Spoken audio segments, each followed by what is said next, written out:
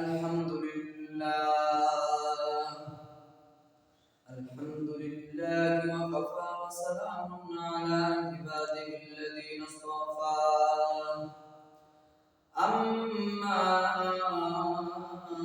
بعد فأعوذ بالله من الشيطان الرجيم بسم الله الرحمن الرحيم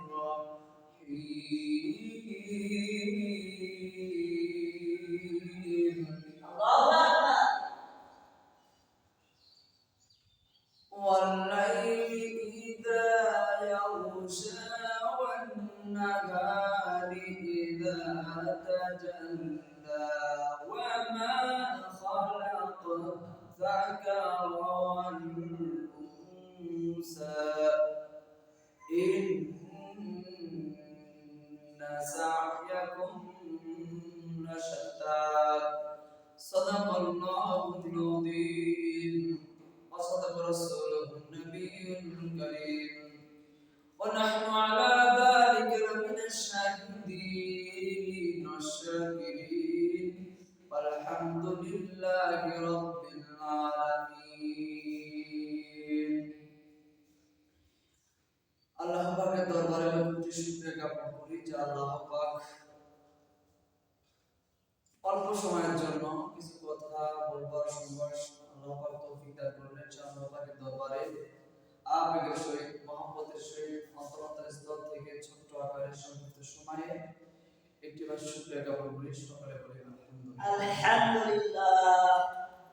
অতঃপর রহমতুল্লাহ বর্ষিত হোক যে নিজেকে সৃষ্টি না করলে তামাম দুনিয়ার কিছু সৃষ্টি করতেন না, সেই নবীর উপর আবেগের সহিত মহব্বতের সহিত অন্তরের স্তর থেকে ছোট্ট আকারের সংক্ষিপ্ত সময়ে একটি বদ্ধ সুরে পাঠ করি। সকলে বলি সাল্লাল্লাহু আলাইহি ওয়াসাল্লাম। এই অবস্থা কিছুক্ষণের ভিতরে হতে সারা বিশ্বে চলে যাবে। তা আমি বেশি কথা বলবো না, পয়েন্ট ভিত্তিক আমি আলোচনা করবো। বেশি লম্বা চলবো না, 5 থেকে 7 মিনিট আমি আপনাদের কোরআনের জন্য আমি আলোচনা করবো। আল্লাহ তাআলা কোরআনে কি বলবো আমি সেই বিষয় ভিত্তিক আলোচনা করবো। তো যাই হোক, কথা না বাড়িয়ে আমরা সরাসরি আলোচনার মধ্যে চলে যাই। আল্লাহ তাআলা, আমার ভাইরা, আল্লাহ তাআলা ডাক দিয়ে বলে দিল, হে মানব মণ্ডলী, আমি এখানে আল্লাহ তাআলা 3টা জিনিসের আল্লাহ তাআলা কসম খাইলো। কয়টা? 3টা জিনিস। 3টা খুব আকর্ষণ বা একদম খুব ইম্পর্টেন্ট 3টা বিষয় আল্লাহ তাআলা কিন্তু কসম খাইলেন এখানে। আল্লাহ তাআলা বলেন ওয়াল্লাইলি ইযা ইয়াগশা, ওই রাত্রির শপথ। কোনটা? রাত কি? যে রাতের মধ্যে আরাম করি, বিশ্রাম করি, ঘুমাই, নিদ্রা যাই। ওয়াল্লাইলি ইযা ইয়াগশা, ওই রাত্রির শপথ। ওয়ান নাহারি ইযা তাজাল্লা, এই ওই দিনের কসম। কোন দিন? যে দিনে আমরা হালাল রুজি উপার্জন করি বা আমরা কাজকর্ম করে থাকি। ওয়ামা খালাকাত যাকারা ওয়াল উনসা, আল্লাহ তাআলা এখানে নারী পুরুষের কসম খাইলো। নারী পুরুষ, ওয়ামা খালাকাত যাকারা ওয়াল উনসা, নারী পুরুষের কসম। ইন্না সায়াকুম লাশাত্তা, তোমরা যে রকমের কাজ করবে সেই রকমের ফায়দা পাবে। এখন যদি আমি চুরি করি তারও ফায়দা পাবো, ডাকাতি করি তারও ফায়দা পাবো, খুন করি তারও ফায়দা পাবো, গুম করি তারও ফায়দা পাবো, ধর্ষণ করি তারও ফায়দা পাবো, লুট ডাকাতি করি তারও ফায়দা পাবো, টেন্ডার মারি খাই তারও ফায়দা পাবো, ব্যাংক ডাকাতি করি তারও ফায়দা পাবো, জনগণের টাকা মেরে খাই তারও ফায়দা পাবো। মানে যে যেটা করবে সেই রকমের কি ফায়দা পাবে। এখন এবার আসেন যে কে কি রকম করে ফায়দা পায়। আমি খুব অল্প সময়ে কথা বলবো। আমি আগে বলছি কে কি রকম ফায়দা পাইলো, এটা কোন কাজ করলে কি ফায়দা আসে। আপনি যখন নামাজে যাবেন, নামাজ পড়বেন তারও ফায়দা পাবেন, আর গান গাবেন তারও ফায়দা পাবেন। আপনি ইউটিউবে, এখন বর্তমান মানে ডিজিটাল যুগ, ইউটিউবে ওয়াজ শুনবেন তারও ফায়দা পাবেন, অশ্লীলতা দেখবেন তারও ফায়দা পাবেন, নেগেটিভ প্রোফাইল দেখবেন তারও ফায়দা পাবেন। মানে যে রকমের ফায়দা পাবে, যে রকমের কাজ করবে সেই রকমের ফায়দা পাবে। তো এই আয়াতের মধ্যে তাফসীর ইবনে কাসিরের মধ্যে একটি ঘটনা আসছে যে এক লোক আল্লাহ তাআলার কাজ করে, দেখেন আল্লাহ তাআলা তাকে কি ফায়দা দেন। আর গুণের কাজ করে তার গুণের কত সময় পাবো না আমি। আল্লাহ তাআলার কাজ করলে আল্লাহ যে তার ফয়দা ভালো দেয়, ফলটা ভালো দেয়, আমি এই বিষয়ে একটু আপনাদের সামনে আলোচনা করব। যাই হোক, ওনার নাম ছিল আব্দুল্লাহ। আল্লাহর একজন ভালো একজন বান্দা, নতুন বিবাহ করছেন, শ্বশুরবাড়ি থেকে কিন্তু আমজাদ মধ্যে কিছু দেয়। তো তুমি আব্দুল্লাহকে বলছেন যে আব্দুল্লাহ, আমার বাড়ির মধ্যে কিছু মেশিন টেশিন আছে, তুমি যাই নিয়ে আসো।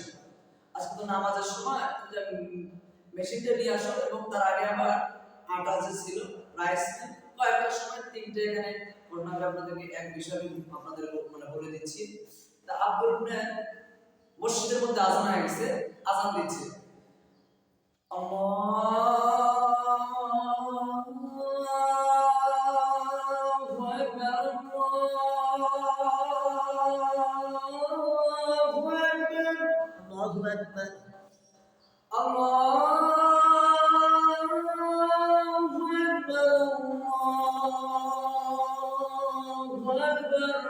আজান দিচ্ছে। আব্দুল্লাহ যাবে, মেশিনটা নিয়ে আসতে যাবে, জমির মধ্যে পানি নিয়ে আসতে যাবে, কিন্তু ওই সময় আব্দুল্লাহর একটি কি ঘটনা মনে করে গেল। দেখেন, লক্ষ্য করেন, কেউ কিন্তু এই গান দিবেন না, সরাসরি অবস্থা আমাদেরকে শুনুন আপনারা। আমার ভাইরা, আমার বন্ধুগণ, গভীরভাবে মনোযোগ দিবে, কোনদিকে নজর নাই। আব্দুল্লাহ যখন মসজিদের মধ্যে আজান দিয়ে দিল, আব্দুল্লাহ এবার চিন্তা করে, আমার তো মসজিদে যাইতে হবে, আল্লাহর পায়ে সিজদা করতে হবে, আল্লাহ আমাকে ডেকে ফেলেছে, আর আমার দেরি করে ঠিক হবে না। এই কথা বলিয়া আব্দুল্লাহ যখন বাজারে মসজিদের দিকে রওনা দিয়ে দিল, হঠাৎ করে একটি পাশের একটি লোককে বন্ধু, এ বন্ধু, কোনদিকে খেয়াল নেই, মসজিদের দিকে যখন রওনা দিয়ে দিল, হঠাৎ করে একটি পাশের গ্রামের একটি লোক, ইমানদার গ্রামের লোক, এবার লোকটা তাকে ডাকতে বলতেছেন, ও আব্দুল্লাহ, তুমি কোথায় যাও, কোথায় যাও? আব্দুল্লাহ ডাক দিয়ে বলে দিল, ভাইয়া, তুমি কি জানো না মসজিদের আজান হয়ে গেছে, আমি আল্লাহর পায়ে সিজদা দিতে যাব। ধরে ধরে বলুন না সুবহানাল্লাহ। এ বন্ধু,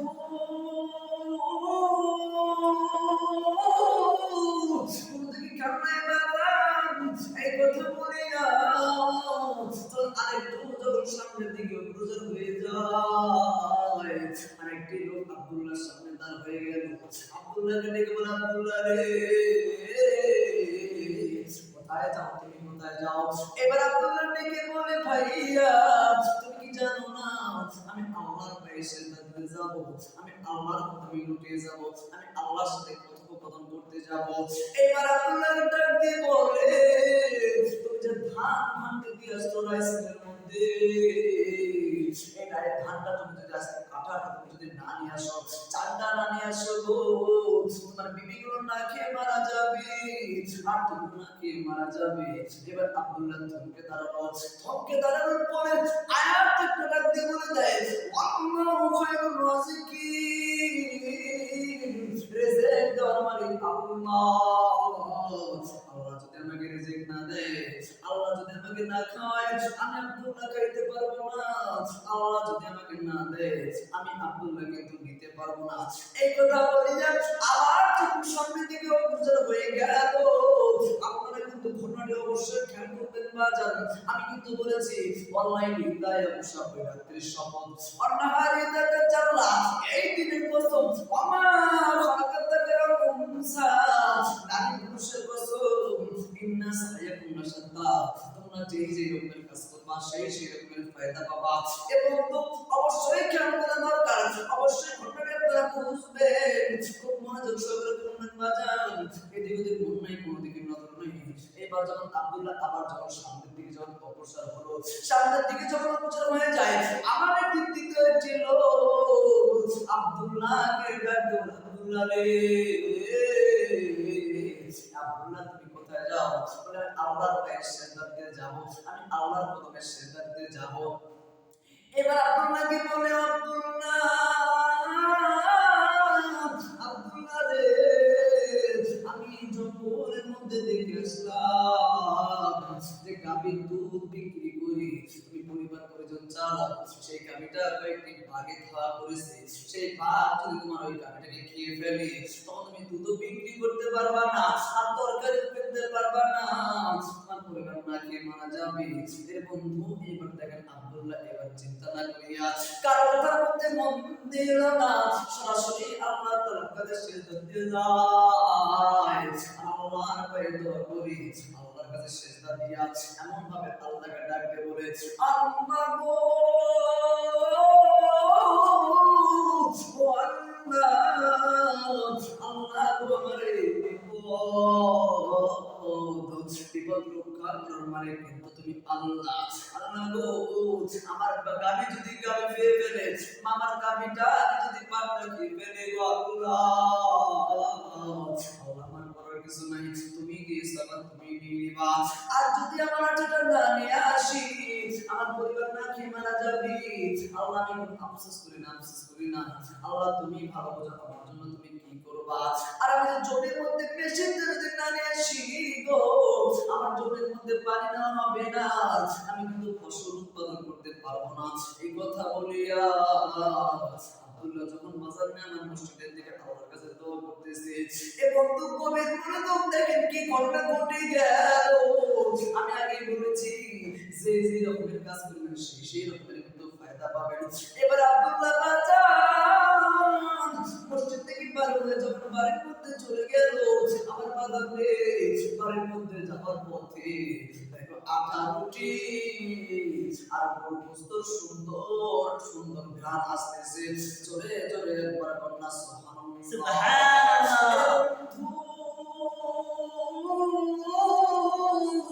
ওদিকে ঘ্রাণ নাই, এবার বিবিতে ডাক দিয়ে বলে, স্বামী গো আসো তাড়াতাড়ি খাবে। বলে না না না না বিবি আমি কিন্তু খাবো না, আমার বাবা না খাইয়া তার জমির মধ্যে চলে গেল। দেখে তার শ্বশুর পানি নিতে নিতে জমির মধ্যে ঘুমায়া গেছে। আল্লাহ ইশারাতে বললাম যে ওই তার শ্বশুরের জমিটার মধ্যে পানি হইয়া আব্দুল্লাহ জমিটাও পানি দিয়া ভরপুর আল্লাহ তাআলা করায় দিয়েছে। ধরে ধরে কন্যা সুবহানাল্লাহ। এবার যখন দৌড়তে বাড়ির মধ্যে চলে গেল, বিবিকে বলে বিবি তোমার কাছে না দুইটা প্রশ্ন আছে গো। বলে তাড়াতাড়ি কষে দুইটা কি প্রশ্ন তুমি করবা? বলে আমার এক নম্বর প্রশ্ন হইল আটা রুটি তুমি কোথায় পাইলা?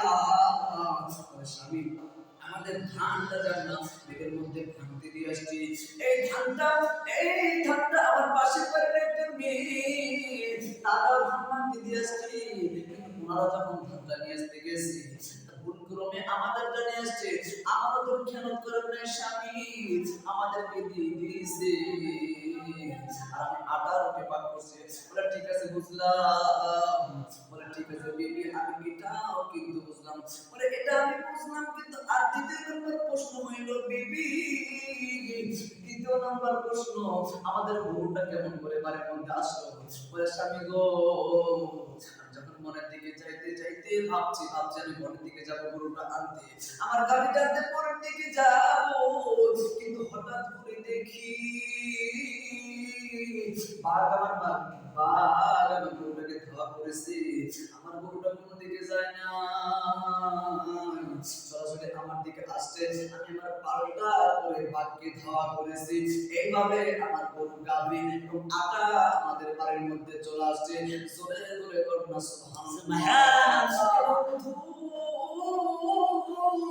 জানি না আপনাদের বুঝাইতে পারছি কি না, আমি বলছি ওয়াল্লাহি লা ইয়াবশা ওই রাতে শপথ করনা নারী বিদাতা জাল্লাত এই দিনের কসম আমা খালাকাত তাকরা উনসা নারী পুরুষের কসম খাইছে আল্লাহ তাআলা, আমা খালাকাত তাকরা উনসা নারী পুরুষের কসম ইন্না সায়াকুন শাত্তা তোমরা যে রকমের কাজ করবা সেই রকমের ফায়দা পাবা।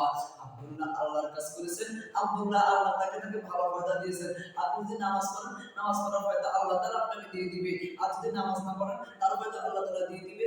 আমি যে কথাগুলো বললাম আমার অনেক ঘটনায় বিভিন্ন তাফসীরের কাজের মধ্যে আসছে, বিভিন্ন তাফসীরে আসছে, যে কথাগুলো বললাম আল্লাহ তাআলা বুঝে শুনে উভয়কে আমার তৌফিক আল্লাহ পাক দান করুন। আমিন। ওয়া আখিরু দাওয়ানা আলহামদুলিল্লাহি রাব্বিল আলামিন। আসসালামু আলাইকুম ওয়া রাহমাতুল্লাহি ওয়া বারাকাতুহু।